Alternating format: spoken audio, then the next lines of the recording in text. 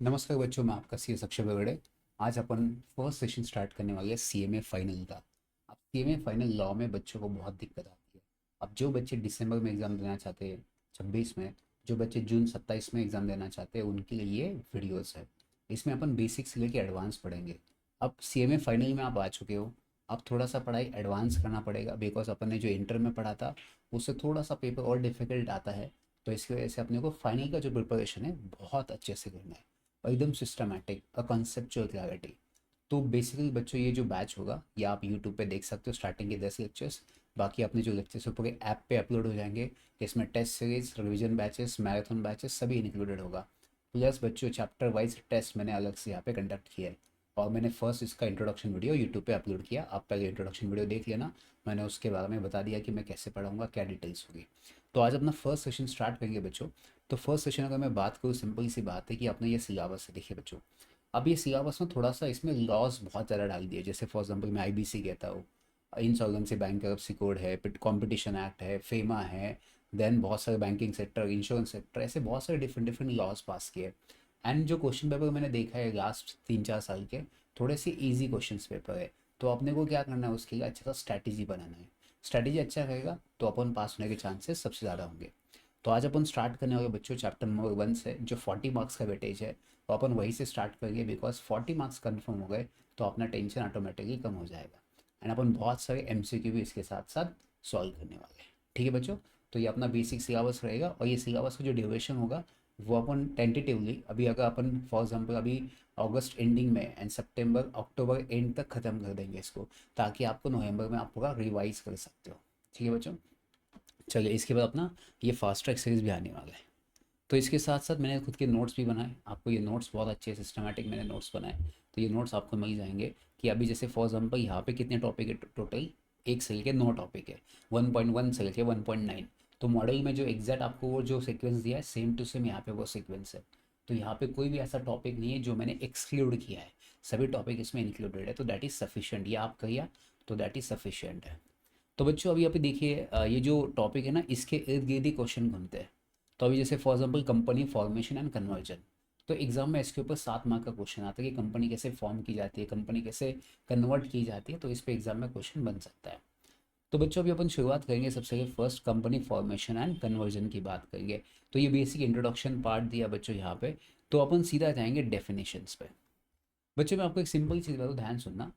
Companies eight inter में and final में difference क्या है, क्योंकि इंटर में भी कंपनी का 40 मार्क्स का था, अभी फाइनल में भी अगेन 40 मार्क्स का है। इसके पीछे कहानी क्या है कि जब आप सी में जाओगे, मतलब एज अ सी एम, जब कंपनी में आप ज्वाइन करोगे, तो सबसे बड़ा बच्चों दिक्कत क्या आता है कि बच्चों को कंपनी को अंडरस्टैंड करने में डिफिकल्ट होती है।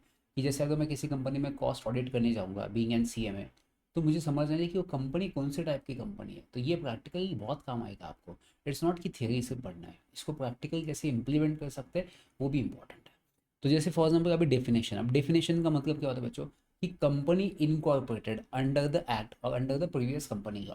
अब सिंपल सी बात है, अगर मैं किसी कंपनी को ऑडिट करने जाऊंगा तो मेक श्योर दैट कि मैं कौन से कंपनी को ऑडिट कर रहा हूँ। ऐसी कंपनी जिसका रजिस्ट्रेशन 1956 कंपनीज एक्ट के अंडर हुआ है, या ऐसी कंपनी जिसका रजिस्ट्रेशन अभी के कंपनीज एक्ट 2013 के अंडर हुआ है।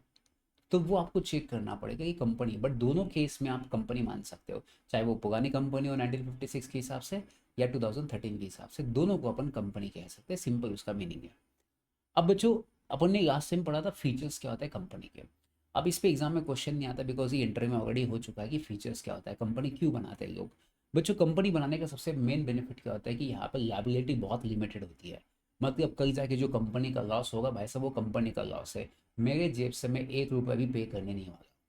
तो मेरा जो लाइबिलिटी है वो उतना लिमिटेड होगा, बट वो कितना लिमिटेड होगा। अगर फॉर एग्जाम्पल मैं शेयर्स परचेस करता हूँ 10 रुपये का, एंड मैं उसके ऊपर 5 रुपये पे करता हूँ, एंड 5 रुपये मैं नहीं पे करता हूँ, तो मेरा जो लाइबिलिटी होगा वो सिर्फ 5 रुपये होगा। एंड अगर कंपनी को लॉस 10 रुपये का हुआ तो मैं सिर्फ 5 रुपये पे करूँगा, क्योंकि मेरा जो लाइबिलिटी वो लिमिटेड है, कहाँ तक, जितना मेरा शेयर्स का अमाउंट अनपेड है। तो first liability on the basis of shares भी होता है। सेकेंड लाइबिलिटी होता है that is on the basis of guarantee. कभी कभी क्या होता है ना, कुछ सारी कंपनीज है जो विदाउट शेयर कैपिटल भी स्टार्ट करना चाहते हैं। तो कुछ लोग गारंटी देते हैं, अगर कंपनी का इतना लॉस हुआ तो मैं गारंटी दूंगा। तो ये जो गारंटर होंगे, ये जितना अमाउंट की गारंटी दे रहे हैं, उनका लायबिलिटी उतना ही फिक्स है। अब लेट सपोज फॉर एग्जांपल मैं और मेरे दोस्त ने मिलकर प्राइवेट कंपनी स्टार्ट की, तो मैंने उसको गारंटी दिया 5 लाख, मेरे दोस्त ने गारंटी दिया 3 लाख का, तो टोटल हमने 8 लाख का गारंटी दिया। अगर कंपनी को लॉस हुआ है 10 लाख का, तो इसका मतलब जो लायबिलिटी होगा वो सिर्फ 8 लाख तक लिमिटेड होगा हमारे लिए। बाकी का जो पैसा 2 लाख वो कंपनी अपने एसेट बेच के वो पैसा दे सकती है, बट हमें पैसा नहीं मांग सकती है। So that is on the basis of guarantee. And तीसरा जो होता है बच्चों, that is on the basis of unlimited liability.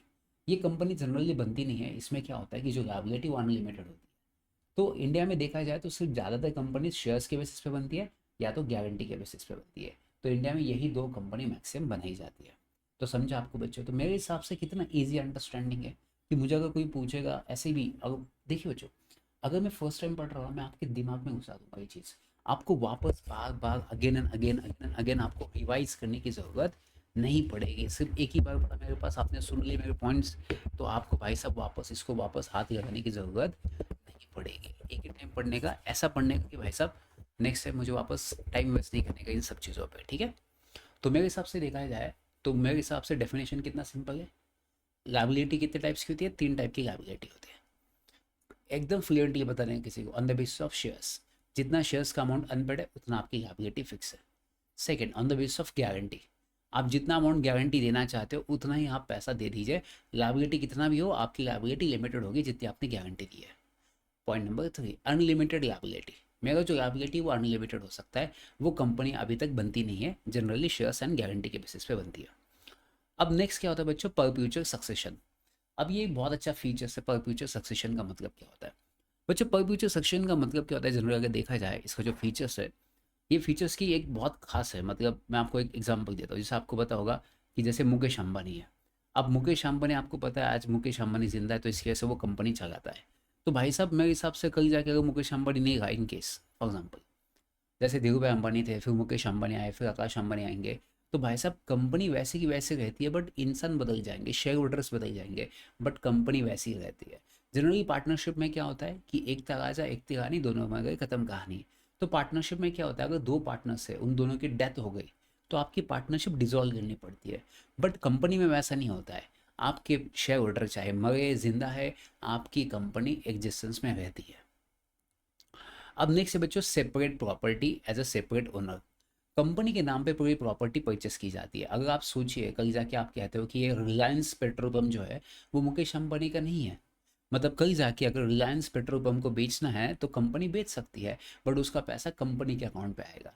तो कंपनी जितनी भी एसेट परचेस करती है वो अपने नाम पे परचेस करती है, ना कि शेयर होल्डर के नाम पे, बिकॉज कंपनी का एक खुद का एग्जिस्टेंस है। मैं कहता हूँ सर कंपनी एंड इंसान में क्या डिफरेंस है? मैं अगर कंपनी एंड इंसान का डिफरेंस की बात करूँ तो एक ही डिफरेंस आता है, कंपनी आर्टिफिशियल है और इंसान नेचुरल पर्सन है। इसके अलावा कोई डिफरेंस नहीं है। आपको पता है कंपनी को सिटीजनशिप भी होती है, इंडियन कंपनी या फॉरेन कंपनी, या तो कंपनी साइन भी कर सकती है थ्रू कॉमन सेल थप्पा लगा के, कंपनी खुद के नाम पे प्रॉपर्टी भी ले सकती है, कंपनी किसी और के नाम पे केस भी कर सकती है, कंपनी के नाम पे केस भी होता है, कंपनी का खुद का बैंक अकाउंट भी होता है। तो आप सोचिए कंपनी क्या कुछ नहीं कर सकती है। तो कंपनी के जो फीचर्स है बच्चों सेम इंसान की तरह फीचर्स है, अगर मैं बात करूँ एक्सेप्ट नेचुरल पर्सन, बाकी सब चीज़ें आपके सेम होते हैं। अब नेक्स्ट होता है transferability of shares.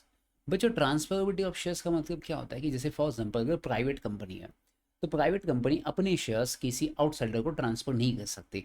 Private company का बहुत सिंपल फंडा है भाई साहब, क्योंकि उसका नाम ही है प्राइवेट। उसका नाम ही क्या है बच्चों? Private company. भाई साहब प्राइवेट कंपनी अगर शेयर ट्रांसफर करना है तो वो अपने ही मेंबर्स को शेयर ट्रांसफर करेगी, किसी आउटसाइडर को नहीं, बिकॉज प्राइवेट का मतलब क्या है, वो प्राइवेसी मेंटेन होनी चाहिए अपने मेंबर्स के साथ। तो इसलिए private company can not transfer shares to the public, but public company वो किसी को भी अपने शेयर्स ट्रांसफर कर सकती है, उसमें तो कोई दिक्कत ही नहीं है भाई साहब। अब बच्चों सबसे मेन चीज़ क्या है, ये शेयर्स डिबेंचर्स ये सब मूवेबल प्रॉपर्टी माना जाता है, मतलब एक पर्सन टू दूसरे पर्सन को आपको ट्रांसफर किया जाएगा। अब ये अपनी जो पढ़ रहे हैं एग्जाम में इसके ऊपर क्वेश्चन नहीं आता है, बट ये इसको फर्स्ट टाइम रीड करना पड़ेगा to understand basic concept. Exam में क्वेश्चन कहाँ से आना स्टार्ट होता है मैं आपको वहाँ पे टिक मार्क करके बताऊंगा कि अभी यहाँ से आप अच्छे से पॉइंट्स बनाओ। मैं वहाँ से पॉइंट्स बनाना स्टार्ट कर दूंगा, क्योंकि देखिए अगर मैं कहूँगा मॉडल 400 पेजेस का है तो क्या 400 पेजेस एग्जाम में आएंगे? क्या नहीं आएंगे बच्चों। एग्जाम में कितने पेजेस का आता है? 24 पेजेस का आता है, मैक्स टू मैक्स 36 पेजेस का आता है। तो भाई साहब मुझे 400 पेजेस पूरे क्यों पढ़ने हैं? एग्जाम में का आप लास्ट ईयर के पी वाई क्यूज देखिए, उसके बेसिस पे आप डिसाइड कर सकते हैं कि एग्जाम में एग्जैक्ट कौन से क्वेश्चन आ रहे हैं, एंड उसी क्वेश्चन को बेसिस में पकड़ के अपने नोट्स बना सकता हूँ, उतना ही मैंने पढ़ना चाहिए, आपका सिलेबस ऑटोमेटिकली आधा हो जाएगा। तो बच्चों नेक्स्ट होता है कॉमन सेल। अब कॉमन सेल का मतलब क्या होता है बच्चों, कंपनी थप्पा लगाती है, जैसे इंसान साइन करता है तो वैसे कंपनी का कॉमन सेल होता है, एक थप्पा होता है, ऐसा आपको दिखाई देगा यहाँ पे। मैंने फोटोज वीडियोज सब आपके लिए ऐड किया है। बच्चों ये कॉमन सेल कब कंपलसरी है, पहले के टाइम पे कंपलसरी था, बट अभी रिसेंटली जो अमेंडमेंट हुआ है 2018 में, कंपनीज अमेंडमेंट 2018, उसके अंदर ये बोला है कि कॉमन सेल आप कंपलसरी नहीं है। अगर आपके पास दो डायरेक्टर है तो दो डायरेक्टर कैन साइन, अगर आपके पास दो डायरेक्टर नहीं है तो एक डायरेक्टर एंड एक कंपनी सेक्रेटरी भी साइन कर सकता है बच्चों। तो अभी आपको कॉमन सेल रखने की ज़रूरत नहीं है। तो ये अमेंडमेंट कब हुआ था बच्चों, 2018 में, 2015 के पहले इसको कंपलसरी किया गया था, अब ये कंपलसरी नहीं है। देन और एक कंसेप्ट था बच्चों कॉर्पोरेट विल। अब ये कॉर्पोरेट विल का मतलब क्या होता है बच्चों, बहुत सिंपल चीज़ बताता हूँ। अभी जैसे कैसा होता है बच्चों कि अगर फॉर एग्जाम्पल मैं कहता हूँ कि जो कंपनी वो सेपरेट लीगल एंटिटी है, मतलब जो जितनी भी एसेट है, जितने भी केसेस है वो कंपनी के नाम पे होते हैं, शेयर होल्डर को कोई टेंशन नहीं होता भाई साहब, उसकी लायबिलिटी तो लिमिटेड होती है। बट कहीं ना कहीं ऐसे कुछ जीवन में लोग होते हैं जो कंपनी को मिस यूटिलाइज करना चाहते हैं। अब एग्जाम्पल समझिए आप, जैसे अपना मुकेश अंबानी है। अब मुकेश अंबानी का जो रिलायंस कंपनी है वो पेट्रोल पंप है। अब पेट्रोल पंप पे पेट्रोल मिलता है, तो आप समझिए कहीं जाके फॉर एग्जाम्पल पेट्रोल पंप पे आग लग गई, पेट्रोल पंप पे कुछ डिस्ट्रॉय हो गया, कुछ डैमेज हो गया, who is responsible, company is responsible, क्योंकि कंपनी पैसा देगी उस डैमेजेस के लिए, क्योंकि Mukesh Ambani being an share holder is a separate from the company. But आप समझिए कहीं जाके अगर रिलायंस कंपनी जो है वो फॉर एग्जाम्पल गांजा बेचती है, तो भाई साहब कंपनी का जो ऑब्जेक्ट था वो पेट्रोल था, बट मुकेश अंबानी क्या कर रहा है, गांजा बेच रहा है पेट्रोल पंप पे। तो इसका मतलब Mukesh Ambani is misutilising the company. तो भाई साहब इतने टाइम पे क्या होता था, इतने टाइम पे अगर कोई भी डैमेज हुआ, डिस्ट्रॉय हुआ, तो कंपनी के ऊपर केस होता था, तो शेयर होल्डर को प्रोटेक्शन मिलता था। तो शेयर होल्डर को जब प्रोटेक्शन मिलता है उसे कॉर्पोरेट विल कहते हैं। विल मतलब ये एक पर्दा होता है, जो पर्दे के पीछे शेयर होल्डर एंजॉय करते हैं, मतलब अगर कहीं जाके कोई आएगा पुलिस वाला तो वो कंपनी के ऊपर केस करेगा, उसके पीछे जो शेयर होल्डर है वो सेफ रहते हैं। बट जब जब आप कंपनी को मिस यूटिलाइज करोगे, टैक्स इवेजन करोगे, फ्रॉड करोगे, ऐसे कुछ काम करोगे, तो उस केस में कंपनी के ऊपर केस नहीं होगा, उस केस में शेयर होल्डर के ऊपर केस होता है। जैसे लेट सपोज आपको होता है शिल्पा शेट्टी का हस्बैंड, ये अभी मैं प्रैक्टिकल एग्जांपल देता हूँ। शिल्पा शेट्टी का हस्बैंड था राज कुंद्रा। राज कुंद्रा ने क्या किया, एक कंपनी स्टार्ट कर दी एंड खुद का एक ऐप लॉन्च कर दिया, एंड उसमें उसने बहुत गलत गलत काम स्टार्ट कर दिया। तो जब उसने एक ऐप लॉन्च किया था उसमें गंदी गंदी फिल्म दिखाना सब कुछ स्टार्ट कर दिया था। जब पुलिस ने पता चला कि ये कौन सा ऐप है जिसमें इतनी गंदी चीज़ें चलती है, तो उन्होंने कंपनी के ऊपर केस फाइल कर दिया। बट जब कंपनी का ऑब्जेक्ट देखा तो कंपनी का ऑब्जेक्ट ऐसा नहीं था। फिर कंपनी का ऑब्जेक्ट नहीं है तो ये काम कौन चलाता है, because without share holder consent तो आप काम नहीं कर सकते ना, because share holder is the owner of company. तो बाद में पुलिस को पता चला कि इस कंपनी के पीछे कौन है, राज कुंद्रा एक शेयर होल्डर है। तो केस राज कुंद्रा के ऊपर होगा बिकॉज उसने कंपनी को मिस यूटिलाइज किया। तो उसे कहेंगे लिफ्टिंग ऑफ कॉर्पोरेट विल। आपका जो कॉर्पोरेट विल है, आपका जो प्रोटेक्शन है वो उठ जाएगा, एंड डायरेक्ट केस किसके ऊपर होगा, शेयर होल्डर के ऊपर होगा, कंपनी के ऊपर नहीं होगा।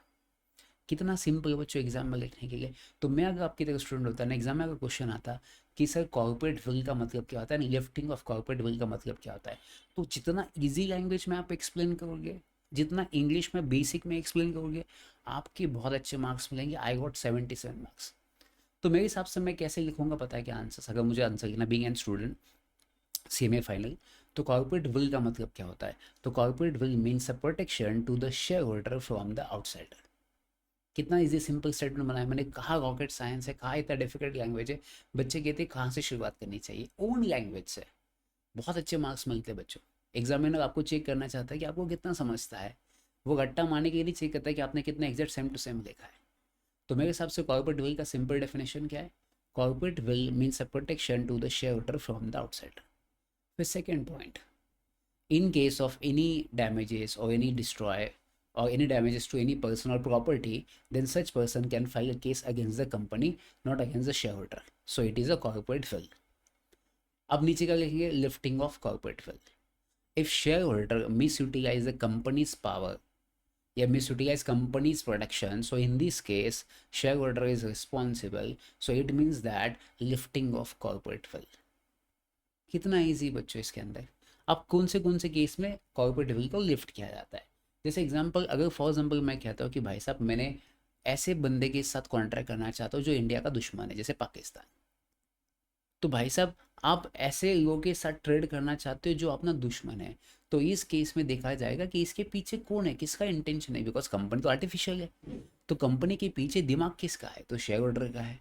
इसका मतलब शेयर होल्डर चाहता है कि हम पाकिस्तान, चाइना ऐसे एनिमी के साथ कॉन्ट्रैक्ट करें, तो कंपनी के ऊपर केस नहीं होगा, शेयर होल्डर के ऊपर केस होगा, बिकॉज उनका इंटेंशन गलत था। सेकेंड बच्चों, टैक्स छुपाने के लिए। अब बहुत सारे लोग कंपनी को बनाते हैं टैक्स को छुपाने के लिए, बट अगर इंडिया में ऐसे कोई लोग अगर कंपनी बनाते हैं टैक्स छुपाने के लिए, तो उस केस में कंपनी के ऊपर केस नहीं होगा, उनके पीछे शेयर होल्डर के ऊपर केस किया जाएगा। अब तीसरा क्या होता है बच्चों, नेक्स्ट, अभी आप समझिए, एग्जाम्पल बता दो। अभी एग्जाम्पल समझिए आप, कि जैसे चाइना है, अब चाइना को इंडिया में आना अलाउड नहीं है, तो चाइना को अगर इंडिया में आना अलाउड नहीं है तो चाइना इंडिया में एंटर कैसे करेगा। Let suppose example, Tata company, China ने क्या किया, टाटा कंपनी के 51% शेयर्स परचेस किए। अब अगर चाइना टाटा के 51% शेयर्स परचेस करता है, इसका मतलब टाटा डायरेक्टली मार्केट में आना चाहता है इंडिया के, सॉरी चाइना डायरेक्ट इंडिया के मार्केट में आना चाहता है थ्रू टाटा कंपनी। तो जब टाटा कंपनी ने क्या कर दिया, पबजी लॉन्च कर दिया इंडिया में, तो जब पुलिस आए, पुलिस ने बताया पबजी तो बैन हो गया था, अब किसने लॉन्च किया, तो पुलिस को क्या लगेगा, ये तो टाटा कंपनी अपनी कंपनी है। बट भाई साहब इसके पीछे कौन खड़ा है, बिकॉज टाटा कंपनी तो सब्सिडरी कंपनी है, इसका मेन कंट्रोल किसके पास है, चाइनीज कंपनी के पास है। तो चाइनीज कंपनी कौन सी होल्डिंग कंपनी मानी जाएगी, तो भाई साहब Tata company as a agent, as a subsidiary किसके लिए काम कर रही थी, होल्डिंग कंपनी के लिए काम कर रही थी। तो इस केस में आपको पता होगा चाइनीज कंपनी के जो शेयर होल्डर है उनके ऊपर केस होगा, क्योंकि आप डायरेक्ट इंडिया में नहीं आ सकते, तो आप इनडायरेक्ट आने का आपने रास्ता ढूंढा था जो गलत था, तो उस केस में शेयर होल्डर के ऊपर केस हो सकता है। अब और एग्जांपल बताता हूँ, that is avoidance of welfare legislation, point number D. अभी बीच में क्या होता है बच्चों, एक बहुत फेमस केस लो बताता हूँ। एक बार क्या हुआ, एक फैक्ट्री का ओनर था। अब जो फैक्ट्री का ओनर होता है उसको अपने जितने भी एम्प्लॉयज़ होंगे उनको वेजेस देना पड़ता है, जैसे लेबर्स काम करते हैं फैक्ट्री में, मजदूर होते हैं, तो उनको वेजेस देना पड़ता है। एंड अगर वेजेस नहीं देंगे तो सीधा फैक्ट्री के जो ओनर है उसके ऊपर केस किया जाएगा। तो एक बार क्या हुआ, एक फैक्ट्री का जो ओनर था उसने बहुत सारा पेमेंट पेंडिंग था, एम्प्लॉयज़ को पेमेंट ही नहीं दिया था। तो अब अगर एम्प्लॉयज़ केस फाइल करेंगे तो डायरेक्ट किसके ऊपर केस फाइल करेंगे, फैक्ट्री के ओनर के ऊपर।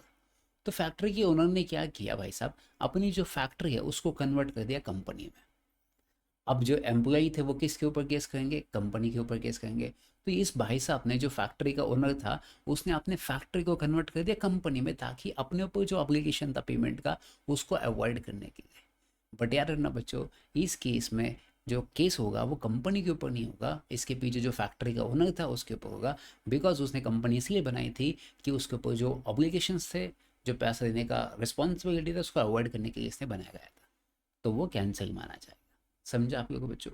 इन केस अगर कोई फ्रॉड करना चाहता है कंपनी बना के, तो उस केस में शेयर होल्डर के ऊपर केस हो सकता है, या फॉर एग्जांपल कोई ऐसे कोई ग्राउंड्स हो सकते हैं जैसे उसके क्रिमिनल क्राइम्स एक्टिविटी हो सकती है, कोई क्राइम्स करना चाहता है, तो उस केस में डायरेक्ट कंपनी के ऊपर केस हो सकता है। तो मेरे हिसाब से देखा जाएगा, एग्जाम में क्वेश्चन पूछा कि भाई साहब कौन से केसेस में कंपनी के ऊपर केस नहीं होगा, शेयर होल्डर के ऊपर, अगर फ्रॉड किया तो, मिस यूटिलाइज किया तो, या for example as a subsidiary, as a agent काम करोगे एज अ एनिमी के लिए, या फॉर एग्जांपल आप कह सकते हो कि भाई साहब मैंने ऐसा कोई काम किया है जो which is not acceptable, which is against the public, ऐसा भी हो सकता है। या तो फॉर एग्जांपल आप कह सकते हो कि सर मैंने वेलफेयर ऑब्लिगेशंस जो थे मेरे ऊपर उसको अवॉइड करने के लिए कंपनी बनाया होगा।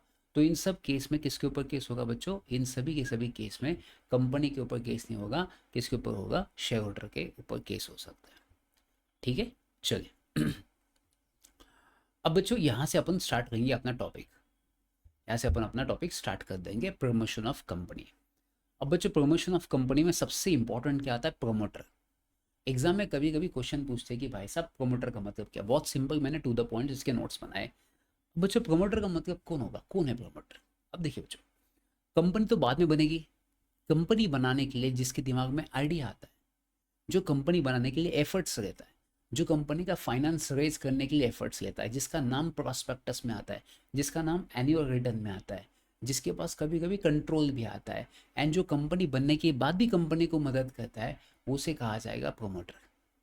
तो प्रोमोटर का अगर सिंपल डेफिनेशन देखिए क्या लिखा है, कि ऐसा प्रोमोटर जिसका प्रोस्पेक्टस में नाम होगा, प्रोस्पेक्टस मतलब जब कंपनी को पैसा रेज करना होता है तो प्रोस्पेक्टस इशू करना पड़ता है, या तो एनुअल रिटर्न में नाम होगा, या तो कंपनी की कंट्रोल करता होगा वो, या फॉर एग्जाम्पल जो बोर्ड ऑफ डायरेक्टर्स जो है वो प्रोमोटर के हिसाब से काम करते होंगे, तो उसे अपन क्या कहेंगे बच्चों, प्रोमोटर कहेंगे। सिंपल सी बात है।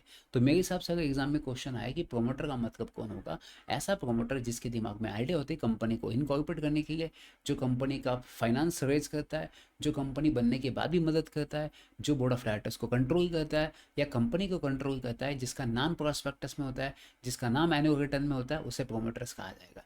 ऐसे फट पॉइंट आने चाहिए आपको, ताकि आपका 3 घंटे के अंदर पेपर इजीली अटेम्प्ट हो सके। समझा आप लोगों को बच्चों यहाँ पे? चल, अब बच्चों नेक्स्ट, अब ध्यान बच्चों जहाँ पे मैं क्वेश्चन आना स्टार्ट हो जाएगा मैं आपको बोल दूंगा, वहाँ पे टिक मार्क कर दीजिए। अभी जब तक अपन कोई टिक मार्क नहीं कर रहे तो ये फर्स्ट टाइम रीड करना सफिशिएंट है। जहाँ मैं टिक मार्क करके दूंगा वहाँ पे आपको कम से कम 2 बार पढ़ना पड़ेगा, क्योंकि वो एग्जाम में क्वेश्चन आते हैं। अब बच्चों यहाँ पे लिखा है कि promoters agreement memorandum of understanding. अब मैं आपको एक सिंपल चीज़ बताता हूँ बच्चों, देखिए जब भी कंपनी बनने के पहले प्रोमोटर्स में बहुत सारे लोगों के साथ काम करता है, क्योंकि कंपनी बनाने के लिए वो एफर्ट्स लेता है। आप लेट सपोज मुझे कंपनी बनानी है, अब कंपनी बनाने के लिए मुझे कोई एफर्ट्स लेना है, मुझे किसी के साथ एग्रीमेंट साइन करना है, कॉन्ट्रैक्ट साइन करना है, बट आप कॉन्ट्रैक्ट्स जो साइन कर रहे हो वो कंपनी बनने के पहले साइन कर रहे हो, तो इसका मतलब कंपनी एग्जिस्टेंस में है नहीं। तो भाई साहब आपने जो कॉन्ट्रैक्ट साइन किए कंपनी बनने के पहले, वो जब कंपनी बन जाएगी तो उसमें आपको मीटिंग में वो अप्रूव करना पड़ेगा कि मेरे जब से मैंने इतना पैसा डाला इस कंपनी को बनाने के लिए। तो भाई साहब ये वो कहता है, तो ये क्या कहता है भाई साहब कि आप लिखा है promoters typically meet and decide various formation issue may choose to make an MOU. Promoters may make contract in their own name for the proposed company's benefit. Once registered, the promoter disclose such contract and duty bound to disclose any interest to interested person without making the secret profit. Promoters may sign a memorandum of understanding agreement, which is not legally enforceable though not mandatory. Initial document typically prepared are. तो बच्चों ध्यान सुनना कि क्या होता है कि अगर कंपनी बनने के पहले प्रोमोटर्स को बहुत सारे डिसीजन पास करना है, तो प्रोमोटर जब कंपनी बनने के पहले बहुत सारे डिसीजन पास करना होता है, तो प्रोमोटर के पास भाई साहब अथॉरिटी कहाँ से आई? तो प्रोमोटर क्या कर सकता है, जैसी कंपनी बन गई तो उनके साथ एक एमओयू साइन कर सकता है अंडरस्टैंडिंग पर्पस के लिए, विच इज़ नॉट बाइंडिंग, कि भाई साहब मैंने कंपनी के लिए ये एफर्ट्स लिए थे मैंने, तो मैंने इतना इतना खर्चा किया है, तो मुझे वो पैसा वापस चाहिए। तो प्रोमोटर वैसा कर सकता है, बट वो लीगली एनफोर्सिएबल नहीं होता है। ठीक है, समझा आपको बच्चों यहाँ पे? चलिए, अब देखिए बच्चों नेक्स्ट है 1 पर्सन कंपनी क्या होता है। ये सब अपन अभी पढ़ने वाले हैं, तो अभी इसको अपन नीचे पढ़ेंगे एकदम डिटेल में कि ओपीसी का मतलब क्या होता है, वहाँ से अपन स्टार्ट कर देंगे। तो बच्चों अभी क्लासिफिकेशन ऑफ कंपनीज की बात करते हैं कि इंडिया में कितने टाइप्स की कंपनी होती है। तो सबसे पहले फर्स्ट होता है बच्चों स्टैट्यूटरी कंपनी। बच्चों स्टैट्यूटरी कंपनी का मतलब क्या होता है कि ऐसी कंपनी जिसके लिए स्पेशल एक्ट पास करना पड़ा, जैसे for example reserve bank of India act 1934। तो reserve bank of India is also company, क्योंकि उनके लिए एक स्पेशल एक्ट पास करना पड़ा। तो जिस ऑर्गेनाइजेशन के लिए एक स्पेशल एक्ट पास करना पड़ता है उसे स्टैट्यूटरी कंपनी कहा जाता है, जैसे आरबीआई, एसबीआई, एलआईसी, इनको अपन स्टैट्यूटरी कंपनी कह सकते हैं। बच्चों रजिस्टर्ड कंपनी का मतलब क्या होता है, ऐसी कंपनी जो कंपनीज एक्ट 2013 के अंडर रजिस्टर हुई है उसे रजिस्टर्ड कंपनी कहा जाता है। बहुत ईजी है। देन अपन ने टाइप्स ऑफ लायबिलिटी पढ़ा, तो on the basis of shares, on the basis of guarantee, unlimited company. अब बात करेंगे बच्चों on the basis of members. Let suppose अभी मैं आपको एक बहुत अच्छी चीज़ बताता हूँ कि पहले के टाइम पे क्या था, बहुत दिक्कत आती थी, क्योंकि अगर आपको कंपनी बनाना है तो कम से कम 2 लोग चाहिए। अब 2 लोगों के साथ म्यूचुअल अंडरस्टैंडिंग होना चाहिए। अगर 2 लोगों के साथ म्यूचुअल अंडरस्टैंडिंग नहीं है तो कंपनी बनाना बहुत डिफिकल्ट टास्क बनता था। बट जब से कंपनीज एक्ट 2013 आया है तो उसके हिसाब से देखा जाए तो अभी कंपनी बनाना बहुत आसान हो चुका है। तो अगर आप अकेले इंसान हो तो भी आप कंपनी बना सकते हो, उसका नाम है ओपीसी, 1 पर्सन कंपनी। इसमें एक ही इंसान होता है, इसके साथ साथ एक नॉमिनी होता है। एंड जो 1 पर्सन कंपनी बनाना चाहता है वो किसी और कंपनी में मेंबर नहीं बन सकता। वो अगर, क्योंकि क्या है ना, आप समझिए अगर वो एक जगह पे कई कंपनी है, दूसरी जगह पे भी ओपीसी बनना चाहता है, तो भाई साहब 2-2 कंपनी कैसे मैनेज करेगा ना, क्योंकि आपकी कंपनी में तो एक ही मेंबर है, पूरी कंपनी आपको मैनेज करनी पड़ेगी। तो अगर आप 2-2 जगह पे जाओगे तो कंपनी को कैसे मैनेज करोगे? तो सिंपल सी बात है भाई साहब, ओपीसी का मतलब क्या होगा कि जिसमें एक ही सोल प्रोप्राइटर होगा। एंड याद रखना, जो भी सोल प्रोप्राइटर होगा, याद रखना वो क्या करना चाहिए बच्चों, उसने एक ही कंपनी में वो क्या बन सकता है, सोल प्रोप्राइटर बन सकता है। ठीक है, चलिए अब बच्चों देखिए क्या लिखा है। अब सबसे इंपॉर्टेंट बात पता है क्या क्या है, ओपीसी ना हमेशा प्राइवेट कंपनी माना जाएगा, क्योंकि वो एक से ज़्यादा मेंबर्स को बढ़ा नहीं सकता। हाँ, अगर मेंबर्स मर जाता है तो उसका जो नॉमिनी है वो मेंबर्स बन जाएगा, तो इसलिए नॉमिनी अपॉइंट करना कंपलसरी होता है। और इसकी जो लायबिलिटी होगा वो सेम लिमिटेड होगा, परपीचुअल सक्सेशन होगा, मतलब वो मरा तो कोई दूसरा आएगा, कंपनी वैसे के वैसे, सेम फीचर्स इज एप्लीकेबल। ठीक है, तो देखिए यहाँ पे फीचर्स दिया, तो अपन ने पढ़ा एक मेंबर होता है, दूसरा नॉमिनी होगा शेयर होल्डर के लिए। और बच्चों नॉमिनी सबसे इंपॉर्टेंट क्या लिखा है, जो पर्सन ओपीसी बनाना चाहता है वो नेचुरल होना चाहिए। नेचुरल मतलब आर्टिफिशियल नहीं होना चाहिए, कंपनी नहीं होनी चाहिए। तो अगर ओपीसी बनाए तो नेचुरल होना चाहिए, आप मैं भी बना सकते हैं, बट वो इंडियन सिटीजन होना चाहिए। इंडिया में कितने दिन होना चाहिए, 182 डेज। अब आप जिसका वो नॉमिनी अपॉइंट करना चाहते हो वो नॉमिनी भी इंडियन सिटीजन होना चाहिए, 182 डेज इंडिया में होना चाहिए। तो भाई साहब अगर आपका मेंबर मर जाता है, इनकैपेबल हो जाता है, तो उस केस में आपका नॉमिनी क्या बन जाएगा, वो मेंबर बन जाएगा। ठीक है, अब इसमें मिनिमम डायरेक्टर कितना होगा बच्चों, मिनिमम 1 डायरेक्टर होगा, याद रखना। एंड मैक्सिमम कितने डायरेक्टर्स होते हैं, 15 डायरेक्टर्स होते हैं। तो कल जाके मुझे अगर एग्जाम में क्वेश्चन पूछा भाई साहब, कि एग्जाम में अगर मुझे ये क्वेश्चन पूछा हुआ है कि ओपीसी क्या होता है, तो मैं क्या बोलूँगा, सिंपल मेरे पॉइंट्स रेडी। ओपीसी का मतलब वन सोल प्रोप्राइटर या सोल मेंबर एक ही होता है, इंडियन सिटीजन होना चाहिए, इंडिया में 182 डेज होना चाहिए, उसका नॉमिनी भी इंडियन सिटीजन होना चाहिए। तो जिस दिन आपका मेंबर मर जाएगा वो नॉमिनी क्या बन जाएगा, एज अ मेंबर बन सकता है। उसमें डायरेक्टर कितने होते हैं, मिनिमम 1 डायरेक्टर होता है, मैक्सिमम 15 डायरेक्टर होते हैं। तो ये आपके पास फीचर्स आ गए। अब जो इनकी जो लायबिलिटी होगी, ऑब्वियस बात वो लिमिटेड लायबिलिटी होगी, है ना। और इनको बहुत सारे एग्जाम्पन्स है, जैसे फॉर एग्जाम्पल इनको एजीएम होल्ड करने की जरूरत नहीं हर साल।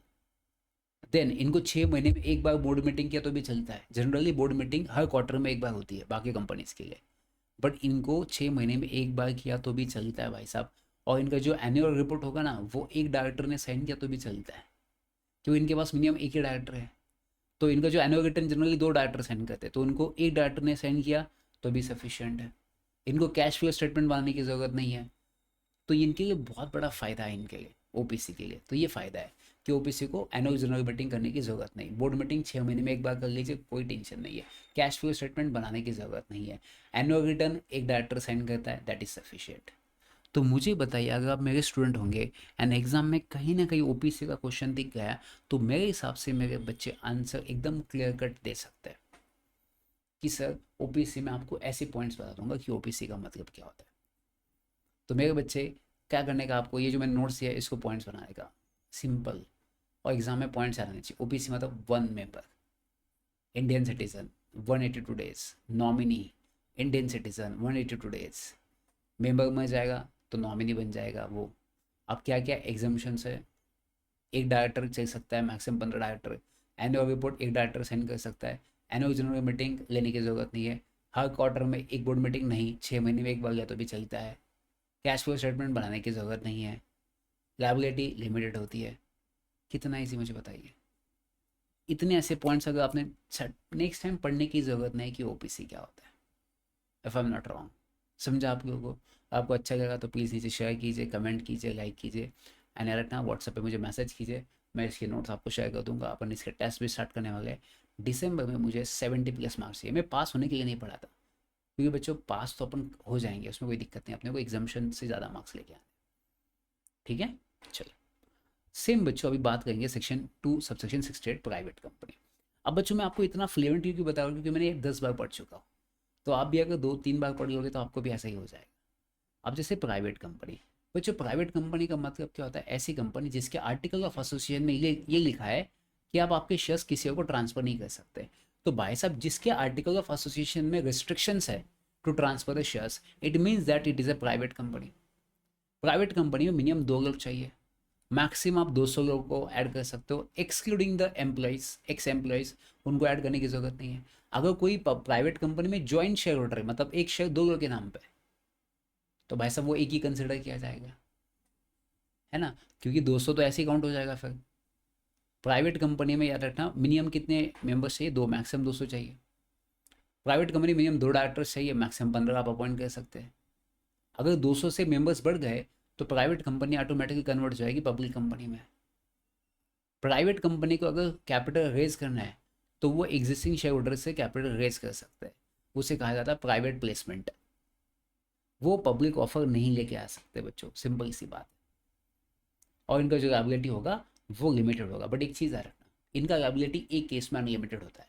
अगर इनकी जो मेंबर्स है वो 2 से 1 हो गए तो इनके पास 6 महीने का टाइम होता है। अभी लेट सपोज मैं एंड मेरा दोस्त, हम दोनों ने पार्टनरशिप्स, अब हम दोनों ने प्राइवेट कंपनी स्टार्ट किया। अब मेरा दोस्त मर गया फॉर एग्जाम्पल अगस्त में, तो अगस्त से 6 महीने का मेरे पास टाइम है कि मैं और एक मेंबर्स को अपॉइंट करूँ मेरे साथ। तो अगर इस 6 महीने में मैं मेरे दोस्त की जगह पे किसी और को अपॉइंट नहीं कर पाया 6 महीने तक, तो 6 महीने के बाद जो भी लाइबिलिटी स्टार्ट होगा वो पर्सनल लाइबिलिटी होगा, मुझे खुद की जेब से पे करना पड़ेगा। तो 6 महीने तक मुझे टाइम है, 6 महीने तक मुझे एग्जामेशन है, 6 महीने तक मुझे बेनिफिट है, बट 6 महीने के बाद नहीं। तो एक इसी केस में आपका लाइबिलिटी स्टार्ट होगा। तो मुझे बताइए क्या डिफिकल्ट है बच्चों इसमें। मुझे अगर कोई पूछेगा बच्चा कि प्राइवेट कंपनी के पॉइंट्स बताओ, तो मेरा जो बच्चा होगा वो सीधा पॉइंट स्टार्ट कर देगा, सर प्राइवेट कंपनी का मतलब सीधा बताएगा minimum 2 members, maximum 200 members. Article of association में रिस्ट्रिक्शन होता है, you cannot transfer the shares.